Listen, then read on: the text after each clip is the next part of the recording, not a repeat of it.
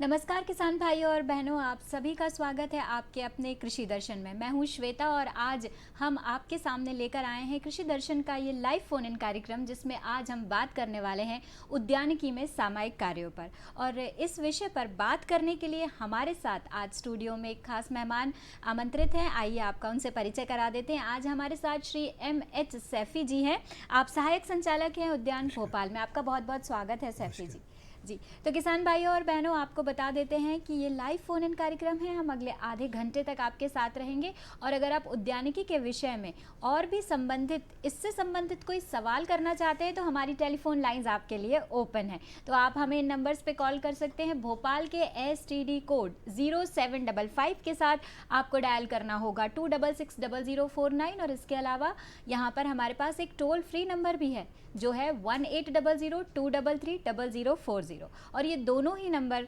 किसान भाइयों हमारे टेलीविजन स्क्रीन पर भी लगातार दिखाए जा रहे हैं। आप इन नंबरों को नोट कर लें या सीधे हमें कॉल कर सकते हैं और सैफी जी से आप बातचीत कर सकते हैं। संबंधित सवालों के जवाब देने के लिए सैफी जी आज हमारे साथ पूरे आधे घंटे हैं। तो आइए शुरुआत करते हैं कार्यक्रम कृषि दर्शन की, जहाँ पर आज विषय है उद्यानिकी में सामयिक कार्यों की। तो आइए उनसे पूछते हैं हमारे कार्यक्रम का पहला सवाल। पुनः स्वागत करते हैं सैफी जी आपका और आपसे जानना चाहेंगे कि उद्यानिकी में अगर सामयिक कार्यों की बात करें तो शुरुआत हम करते हैं फलदार वृक्षों से या फलदार पौधों से, फलदार बगीचों से। तो किस प्रकार से तैयारी की जाए? किसान भाई जो हमें देख रहे हैं, कुछ किसान भाइयों ने अपने बगीचे लगा लिए हैं, कुछ लगाने के प्रयत्न कर रहे हैं, तो किस प्रकार से वो तैयारी? देखिए, जिनको अभी फर्स्ट स्टेज जिनको लगाना है जी, है ना, तो पहले तो अपना माइंड सेट करें कि हमको ज़मीन कितनी है, हमारे पास कितने एकड़ में लगाना है और ज़मीन का सिलेक्शन कर लें अपने संबंधित बुला के कि मट्टी गहरी है, हल्की है, रेतीली भूमि है, कि पानी इसके अंदर रुकता है नहीं रुकता। वैसे हमारी एक सामान्य सलाह ये दी जाती है कि हमेशा बगीचे को ऐसे खेत पे लगाना चाहिए जहाँ पानी का भराव ना होता, पहली शर्त, बिल्कुल, है ना। दूसरी शर्त ऐसे ही होता है जहाँ कम से कम 3 फीट मट्टी हो। जी, 3 से ज़्यादा बहुत अच्छी बात है, लेकिन 2.5 से 3 में फिर पौधों की बढ़वार नहीं हो पाती। लगा सकते हैं लेकिन दूसरी किस्म के पौधे लगाएंगे जिनकी इकोनॉमिक ग्रेविटी ज़्यादा नहीं रहती। चौथा है, आपको जो सबसे इंपॉर्टेंट चीज़ देखना है कि आपको सिलेक्ट करें कि हमारे एरिया में क्लाइमेट किसका है। चूँकि अभी हम यहाँ बैठे पूरे मध्य प्रदेश के लिए, हर एक संभाग का क्लाइमेटिकल जोन अलग अलग है।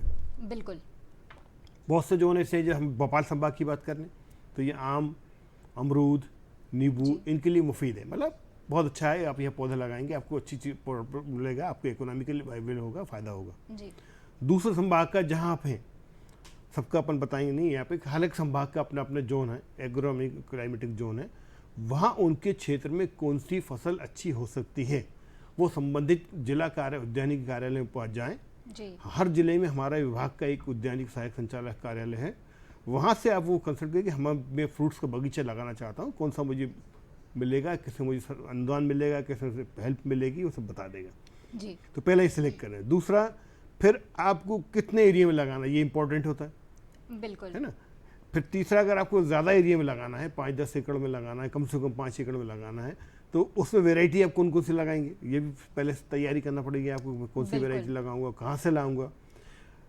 होता क्या है, किसान बंधु जब बारिश शुरू हो जाती है तब वो इकट्ठे कहीं से पौधे ले आते हैं, उसको ये नहीं पता रहता कि उसके पेरेंट्स क्या हैं, वो किस वैरायटी का है, खाली सब कलमी है बीजू है करके ला के लगा देते हैं। इससे उनको फ्रूटफुल रिजल्ट, अच्छे परिणाम नहीं मिलते। अगर उनको पहले से तैयारी हो कि सब मुझे फलानी वैरायटी लगाना हो, फलानी वैरायटी फलानी जगह मिलेगी अच्छी, शासकीय संस्था जो होती है, प्राइवेट में अमूमन उनका खाली कमर्शियल रहता है, वो एक तरफ से लाते दूसरे सेल आउट कर देते हैं जी, तो ये ध्यान उनको रखना पड़ेगा कि अगर हम अच्छी वेराइटल परफॉर्मेंस देना चाह रहे हैं तो गवर्नमेंट के इंस्टीट्यूट बहुत सारे हैं, हमारे डिपार्टमेंट की नर्सरीज बहुत सारी हैं, कि उनको नाम से लाएँ कि मुझे यही वेराइटी चाहिए और यही पौधा मैं जो चाहता हूँ इस पर लगे ताकि इसके सही हो जाए।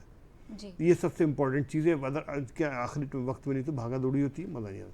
बिल्कुल, फिर जो किसान नए बगीचे लगाना चाहते हैं ना, तो अपने क्षेत्रीय, हमारे यहाँ क्या आरिची होते हैं, ग्रामीण उद्यान विकास अधिकारी, उनसे संपर्क कर लें। हर जिले में हर विभाग ये बोलते हैं एक विकास खंड के अंदर होते हैं, जी, उनसे संपर्क करें। सब मेरी मट्टी इतनी गहरी है, एक बार आप चल के देख लीजिए, मैं कैसे लगाऊं। प्लांटेशन 2 तरह से हो रहा है, जैसे आम की हम बात कर लें ना, हाँ, जो हमारा ट्रेडिशनल है वो 10 बाई 10 मीटर में हम लगाते हैं, बिल्कुल, लेकिन उसके लिए शर्त यह है कि मट्टी गहरी होना चाहिए, कम से 4-5 फीट होनी चाहिए। जी, लेकिन अगर मट्टी की गहराई कम है 2 फीट है या 1 फीट है तो उसमें आप 10 बाई 10 मीटर नहीं रखेंगे, उसमें दूरी आप 5 मीटर कर देंगे। दूसरा, अगर आप हाई डेंसिटी पे जा रहे हैं, भाई 10 हमने मान लो 10 बाई 10 मीटर लगा दिए, गहरी मिट्टी में लगाए तो 10 साल कैनोपी बढ़ेगी, 5 साल बाद होगा, फिर वो लंबा हो जाता है। आज का हाई डेंसिटी मतलब हम पौधे से पौधे की दूरी बढ़ा देते हैं, बिल्कुल, जिससे कि हमारा शुरुआत में जो प्रारंभिक एयर लगाने के बाद ग्रोथ है तो हमारा प्रोडक्शन मिलने लगे। जैसे हमारी वो कैनोपी बढ़ जाए, मतलब उसका पौधे का गहराव बढ़ जाए, तब उसको हम हटा देते हैं या उसको जो काट देते हैं, अप डाउन कर लेते हैं। बिल्कुल, ऐसी एक हाई डेंसिटी आ रहा है भाई, उन्होंने कहा हमको तो और भी पास पास लगाना, जैसे मतलब अमरूद चल रहा है, एक अमरूद की वेराइटी होती है हाइब्रिड वाली आ रही है इसके, उसके अंदर पहले एक्चुअल में 6 बाई 6 मीटर में लगाई जाती है, लेकिन हाई डेंसिटी के अंदर वो लगाती है फीट में लगाते हैं, 10 फीट बाई 5 फीट में लगाते हैं, लेकिन अल्ट्रा हाई डेंसिटी में 5 फीट बाई 5 फीट लगाते, मतलब जी, यानी कि पौधों के बीच का अंतराल 5 फीट और कतार से काट दे 5, पाए, मतलब पूरे स्क्वायर में लगा देते, तो ये अल्ट्रा हाई डेंसिटी में जाता है। जी, जी, इससे फ़ायदा ये होता है कि नंबर ऑफ प्लांट्स हमारे बहुत सारे लग जाते हैं, और शुरुआत की पहले ही दिन से, मतलब 1 साल के अंदर से ही हमको प्रोडक्शन मिलना शुरू हो जाता है हाई क्वांटिटी का। अच्छा, और जैसे जैसे उनकी कैनोपी बढ़ते हैं, हम एक रो को धीरे धीरे ख़त्म करते आते हैं, जी, जी, तो जिससे हमारा प्रोडक्शन सही आया था। लेकिन उसमें शर्त ये है कि आप है ना, जो कुछ उसकी प्लांट्स की रिक्वायरमेंट है आप उसकी पूरी करेंगे तो अच्छा हो जाता है। जी। और अगर इसमें हम पानी के प्रबंधन की बात करें, जैसे कि आपने अल्ट्रा हाई डेंसिटी की बात करी, जिसमें 2 पौधों के बीच में काफ़ी दूरी कम कर दिया, दूरी कम रहती है, तो पानी का प्रबंधन किस प्रकार के पानी साथ की में आजकल करें? देखिए मॉडर्न चीज़ चल रही है, हमारा विभाग भी बल्कि भारत सरकार की तरफ से भी ड्रिप इरिगेशन को काफ़ी जोर दिया जा रहा है। ड्रिप इरिगेशन का फ़ायदा सबसे बड़ा है कि प्लांट्स को अपनी रिक्वायरमेंट का पानी बराबर मिलता है, जी, पानी आपका वेस्ट नहीं जाता है, और जो पानी के देने से मान लो फ्लड इरिगेशन, फ्लड से मतलब है बहा के पानी देते खेत में, जैसे गेहूँ में या दूसरी फसलों में पानी देते हैं, जो पानी देते हैं उससे कहीं ना कहीं पानी से प्लांट्स को चोट पहुँचती है, तनों को चोट पहुँचती है, जी, तो उससे बचा जा सकता है।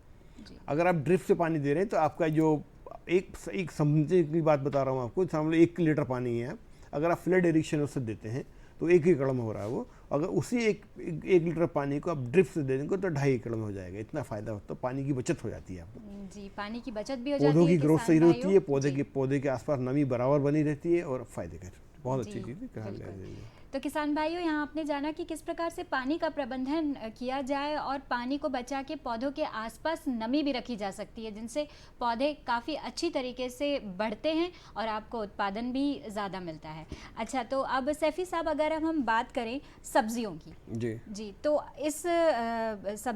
इस मौसम में किन सब्जियों का किस प्रकार से लगाया जाए और कैसे किसान भाई और बहनें इसका प्रबंधन करें, उसके विषय में कुछ बताएं। देखिए, जो सब्जी की जहाँ तक हम बात करें, ये गर्मी और बारिश आसपास ही है, ज़्यादा फर्क नहीं है उनके अंदर, तो इसमें ज़्यादातर कुकुरबिट फैमिली की ज़्यादा लगते हैं। कुकुरबिट्स मतलब लौकी, टिंडा, करेला, कद्दू, तरबूज, खरबूज, ये सारी फल, साथ में भिंडी, काउपी, मतलब जो बरबटी जिसे हम बोलते हैं, उस इनका खेती की जा सकती है, बारिश के अंदर की जा सकती है, इसका आप लगा सकते हैं। तो ये सारी फसलें जो हैं ये सब बीज के द्वारा लगती है, डायरेक्ट बीज बोया जाता है जी। जैसे दूसरी जो आपके गरीब रबी की बात करें तो जो टमाटर है, मिर्ची है, बैंगन है, तो इनको पहले हम रोपा तैयार करते हैं, फिर खेत पे जब पौधा तैयार हो जाता है फिर उसको खेत में ट्रांसफर ले जाते हैं। लेकिन जो अभी इस सीज़न की है वो बड़े बीज होते हैं, उनको डायरेक्ट रोपा जाता है जी। तो पहले ध्यान रखें कि वो जो प्लांट से प्लांट की दूरी और रोड से रोड की दूरी वो बहुत इंपॉर्टेंट है। इसमें ज़्यादा रख, जो बेलिया फसलों की होती है ज़्यादातर फसलें, तो इसके अंदर आपको प्लांट डिस्टेंस बराबर रखना पड़ेगा।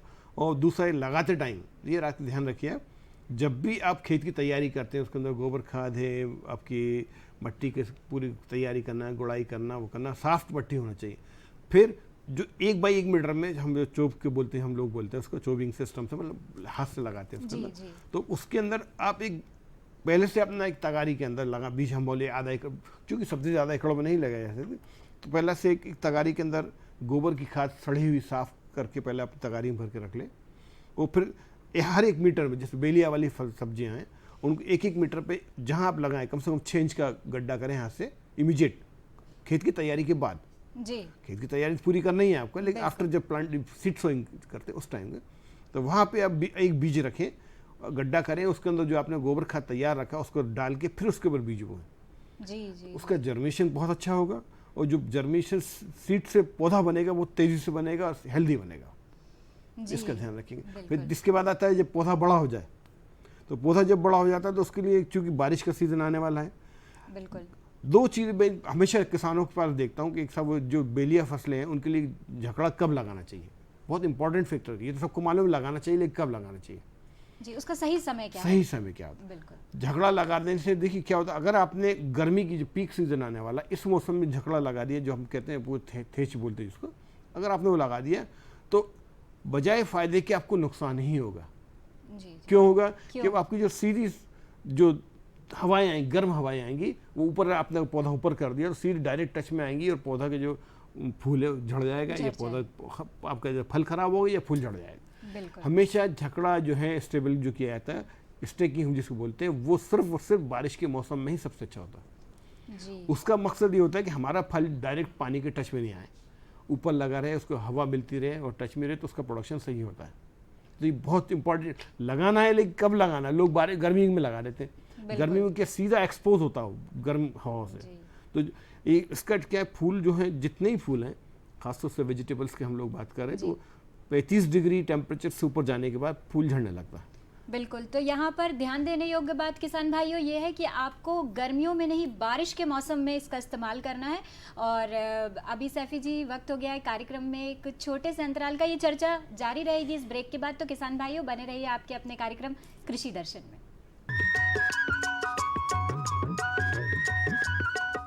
अरे सुन तो। मुझे क्या सुनाना चाहते हो? जो सुनाओ मेरी सौतन को। किसको? अरे वही तुम्हारा मोबाइल फोन जिससे सुबह शाम दिन रात चिपके रहते थे और कहते थे किसान कॉल सेंटर से बातें हो रही हैं। अच्छा ये बात है।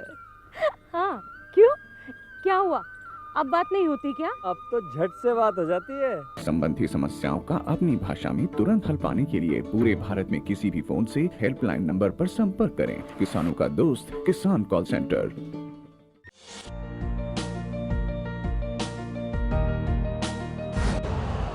यूरिया का स्वदेशी उत्पादन 70 लाख टन बढ़ाने के लिए 6 उर्वरक संयंत्रों का उद्धार किया जा रहा है।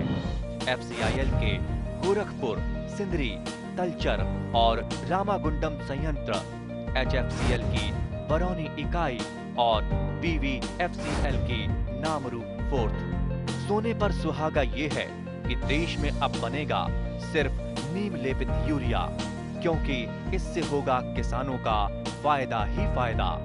अनाज का उत्पादन 10% तक बढ़ेगा, बढ़ेगी 10 से 15% नाइट्रोजन क्षमता।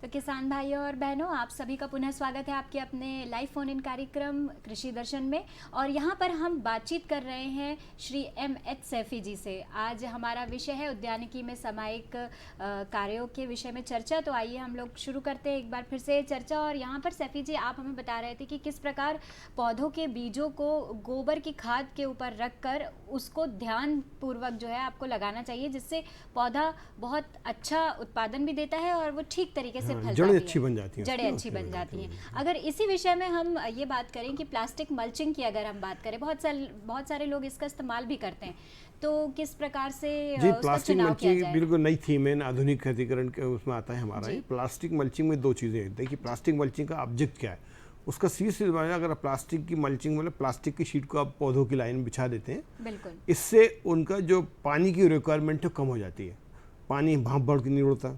दूसरा, प्लास्टिक की वजह से जो पौधे के आसपास है वो वीड्स जिसे हम खरपतवार कहते हैं वो नहीं उग पाते, तो किसान को बार बार खरपतवार का खर्चा बच जाता है। पानी का जो फ्रिक्वेंटली हम कहते हैं बार बार पानी देने से बच जाए। अभी मान लो सपोज करो वो ड्रिप इरिगेशन से 8 दिन में दे रहा है, मल्चिंग के बाद 10 दिन में भी दे सकता है।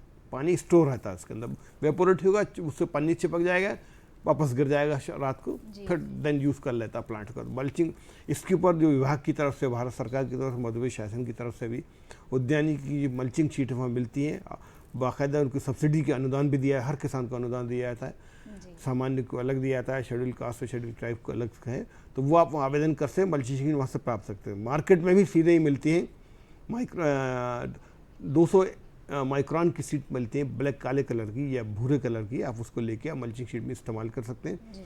फिर लेने के बाद उसको फिर आप सेलेक्ट करें कि हमारी सब्जी में लेना है या फ्रूट्स में लेना है, उसके हिसाब से उसके अंदर छिद्र कर लिए जाते हैं, प्लांट से प्लांट दूरी में, तो उस छिद्र करके आप बिछा दें, फिर उसके अंदर उसके बाद आपका पौध का रोपण कर दें, तो निश्चित रूप से आपकी सक्सेसफुल जाता है और काफ़ी अच्छा रहता है। जी सैफी जी, एक और प्रश्न है हमारे पास कि किसान भाई इस वक्त खरीफ की फसल के अंतर्गत प्याज लगा रहे हैं अपने खेतों में, तो इसके विषय में कुछ बताएं हमारे किसान भाइयों को। पहला मेरा वही सबसे बड़ा सजेशन है कि अगर खरीफ की कोई भी क्रॉप ले रहे हैं, ये तो खैर कंद वाली फसल है, अगर फलदार सब्जी भी ले, मतलब जो बाहर की तरफ फल आ रहा हो उसके लिए भी, और कंद वालों के लिए और एक्स्ट्रा आपको कॉशन रखना पड़ेगा कि पानी का भराव उस ज़मीन में नहीं होना चाहिए।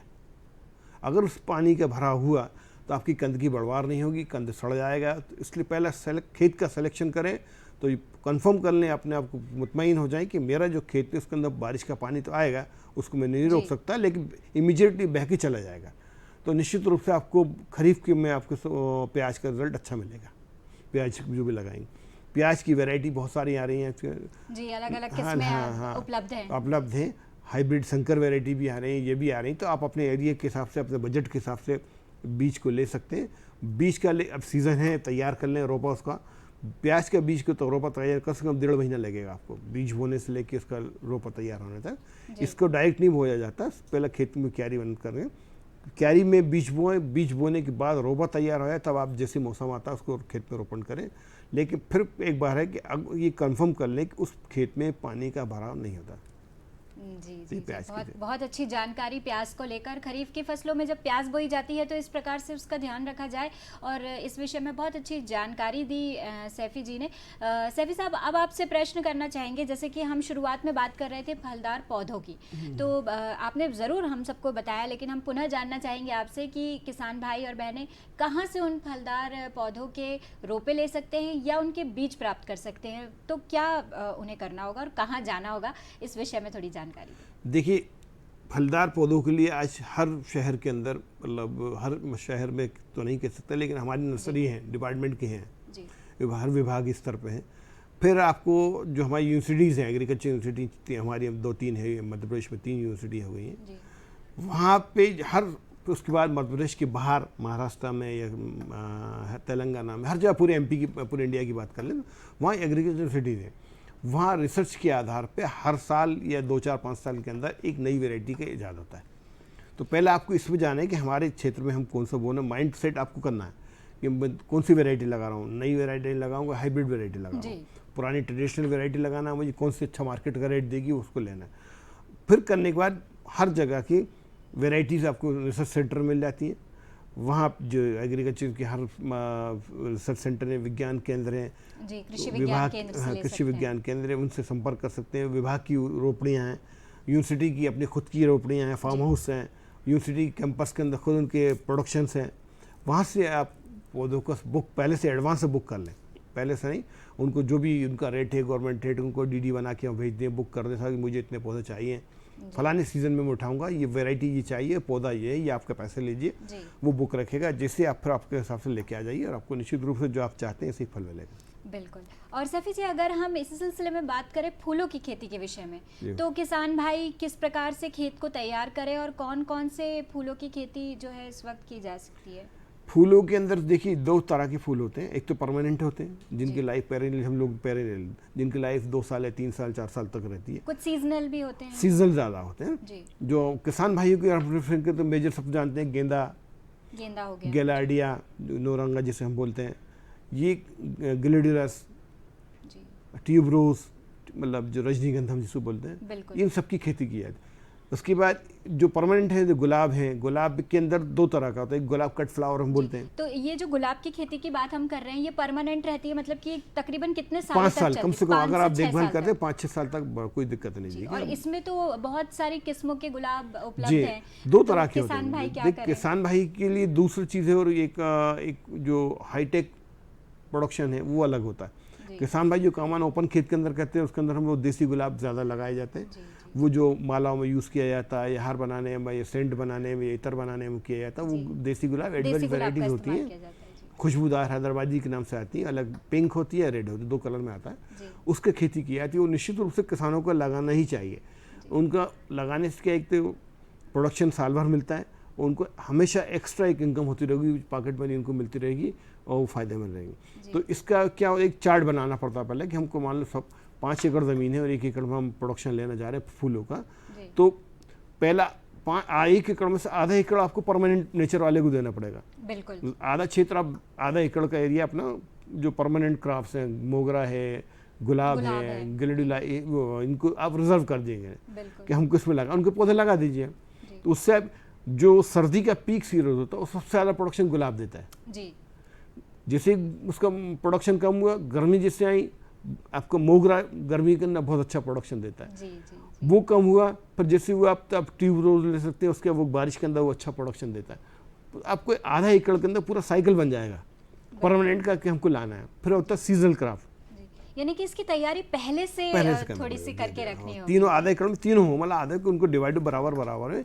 मेरा जो इनकम का सोर्स है, इसलिए कि हर फूल का आने का एक सीजन होता है, वो बराबर चलता रहेगा। मुझे बारिश सर्दियों के अंदर गुलाब मिलेगा, गर्मी के अंदर मोगरा मिलेगा। व्यावसायिक रूप से देखा जाए तो फूलों की खेती बहुत ज्यादा भी हो रही है और इनके लिए पॉली हाउसेस का भी इस्तेमाल हो रहा है। ये आधुनिक खेती के अंदर। तो आधुनिक या मॉडर्न खेती की अगर हम बात करें, हमारे किसान भाई भी आजकल वैज्ञानिक तकनीकों को अपनाकर इस तरीके की खेती कर रहे हैं और एक अच्छा मुनाफा कमाने की प्रयत्न कर रहे हैं, कोशिश कर रहे हैं। तो पॉली हाउसेस की अगर बात करें तो आपका क्या कहना है? पॉली हाउस बहुत अच्छी चीज़ है और ये जैसे इसका सीधा है कि हम क्लाइमेटिक कंट्रोल कंडीशन के अंदर उसको बोलते हैं फुली कंट्रोलर। मतलब जैसे आपको समझाने की है कि हम खेत के अंदर लगाते हैं तो हमारा बारिश के ऊपर, तापमान के ऊपर, हवा के ऊपर कोई कंट्रोल नहीं होता। जो ऊपर वाले की मर्जी है, हम तो चुपचाप देखते रहते हैं, जो करना ऊपर प्रकृति वाले भगवान का अल्लाह ही करना, बाकी हम तो चुपचाप बैठे हैं ना। लेकिन क्लाइमेट कंट्रोल पॉली हाउस के अंदर सारी चीज़ें आप कंट्रोल कर लेते हैं। मतलब एक फूल को मालूम है कितना 25 डिग्री टेम्परेचर चाहिए, ह्यूमिडिटी 70-70%, 60% चाहिए, टेम्परेचर इतना चाहिए, तो वो आपको अपने हाथ में आप सारा कंट्रोल किसान भाइयों के हाथों में रहता है। पन्नी रहती है इसके अंदर, तो हवा जाती है, उसमें इंसेक्ट सेट ला रहे हैं तो मच्छर भी नहीं जा पाते, कीड़े भी नहीं जाते। और सबसे इम्पॉर्टेंट चीज़ है, इसमें एकड़ों में ज़मीन नहीं चाहिए, इसमें मीटर में चाहिए, स्क्वायर मीटर में चाहिए, है ना। 4000 मीटर बहुत अच्छा स्टैंडर्ड होता है, 4000 मीटर का, मतलब उसमें आप लगा सकते हैं। 2000 स्क्वायर मीटर के उसमें आप पॉली हाउस लगा सकते हैं। और इसमें भी सबसे अच्छी चीज़ है कि हर इसके पॉली हाउस बनाने में भी और जो उसका सेटअप करना भी गवर्नमेंट सहायता करती है और 50% तक सब्सिडी देती है इसमें। जी, और अगर किसान भाई इसमें कोई सलाह लेना चाहें वैज्ञानिक रूप से, जैसे हमने बात की कि आजकल वैज्ञानिक तकनीकों का इस्तेमाल करके अत्याधुनिक खेती की और हमारे किसान भाई बढ़ रहे हैं, तो वो कहाँ जाएं, किन वैज्ञानिकों के पास सलाह लेने जाएं, और इन फूलों के पौधों के रोपे या किस्में वो कहाँ से अलग अलग किस्में प्राप्त कर सकते हैं? देखिए, जब आप पॉली हाउस की तरफ जाएंगे ना, तो ये सब्सिडी जो अनुदान है वो किसानों को विभाग की तरफ से मिलता है, उद्यानिकी विभाग की तरफ से मिलता है। उद्यानिकी विभाग जी, तो वो अपने जो अपने जिले में, हर जिले के अंदर सहायक संचालक उद्यानिकी का ऑफिस स्थापित है, वहाँ पर उनसे संपर्क करें। वो आपसे वो अपनी पूछेंगे, आपका नक्शा खसरा पूरा लेंगे, आपके रिक्वायरमेंट लेंगे, फिर टारगेट के हिसाब से जिनको लक्ष्य पड़ रहा है, लॉटरी सिस्टम से आजकल हो गया है, तो उनको फर्स्ट कम फर्स्ट कर वो सब देते हैं। पॉली हाउस बनाने के लिए 40 से 50 अलग अलग सब्सिडी है उसके अंदर, कैटेगरीज वाइज उसको मिलता है, उसको मिलेंगे, फिर वो सारी व्यवस्था कर देंगे आपको। हमारी यहाँ कंपनी के अंदर जो विभाग के अंदर है, भाई बहुत सारी कंपनी रजिस्टर्ड रहती हैं जो अप्रूव्ड होती हैं कि आप इसको आप बनाएंगे वो बना देगा। जो कंपनी आपको अच्छी लगी उससे आप बनवा सकते हैं, वो अपना पूरा बना के देगा। साथ के अंदर उसके अंदर जो लगने वाला रॉ मटेरियल है, स्पेशली अपना एग्रीकल्चर वाला, फूलों के कंधे हैं, फूल हैं, वो सब वहाँ की व्यवस्था हो जाएगी। वो करते हैं, वो करवा के देते हैं, रेडी करके देते हैं आपको, सब हो जाएगा उसको। जी, बहुत अच्छी बात है कि उद्यानिकी विभाग किसान भाइयों और बहनों की हर तरीके से मदद करने के लिए तैयार है, लेकिन अगर वो उनके पास सही समय पर एक प्रतिलिपि लेकर पहुँचते हैं कि आखिरकार उनको कैसे क्या काम करना है, इसके लिए पूरी एक योजनाबद्ध तरीके से काम किया जाना चाहिए। जैसे कि सैफी साहब ने भी कहा कि एक योजना आपके पास होनी चाहिए कि आपको आधे एकड़ में परमानेंट फूलों को ही लगाना है, जैसे कि गुलाब की बात की, खुली खेतों में अगर बात करें, हम खुली खेती की बात करें, और अगर पॉली हाउसेस की बात कर रहे हैं तो बहुत सारे आपके पास विकल्प हैं, जैसे डच रोजेज है, जरबेरा है, ग्लेडुलाई है, उसके बाद आपका उसको बोलते हैं ऑर्किड्स हैं। ये सब वेराइटीज हैं, सबकी अलग अलग शहरों के अंदर डिमांड है, उसका हम खेती कर सकते हैं। तो पॉली हाउसेस के अंदर फूलों के अलावा सब्जियां भी उगाई जा सकती हैं? निश्चित रूप से उगाई जा सकती है। जिससे सपोज कीजिए कि आपका करेला है, भिंडी है, करेले की ककड़ी की बात करें तो इनको टेम्परेचर जो चाहिए बारिश वाला, वो हम विंटर में दे सकते हैं।